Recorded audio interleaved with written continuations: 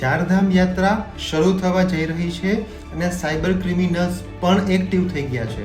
નમસ્કાર મિત્રો, ચારધામ યાત્રાની તૈયારી જોરશોરથી ચાલી રહી છે અને લોકો ભાવભર્યા દિલથી ભગવાનના દર્શન કરવા માટે પણ જવાના છે. એ સાથે એક મોટો ખતરો પણ છે.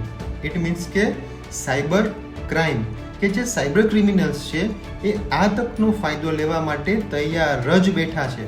એ લોકો શું કરે છે? ફેક હોટેલ બુકિંગ માટે વેબસાઇટ બનાવે છે, ફેક રેસ્ટોરન્ટ બુકિંગ માટે લિંક મોકલે છે, કે અહીં સુધી કે વીઆઈપી દર્શનના લાલચમાં લોકો પાસેથી પણ રૂપિયા પડાવે છે. તમે પૈસા ચૂકવો અને પછી જાણો કે ન તો હોટલ છે, ન તો રેસ્ટોરન્ટ છે, કે ન તો દર્શન છે. ઇટ મીન્સ કે હંમેશા સાવધાન રહો, સાવચેત રહો. આ પ્રકારના સાયબર ક્રાઇમથી બચવા માટે શું કરવું? સત્તાવાર એટલે કે ગવર્મેન્ટ એપ્રુવડ વેબસાઇટ પરથી જ બુક કરો.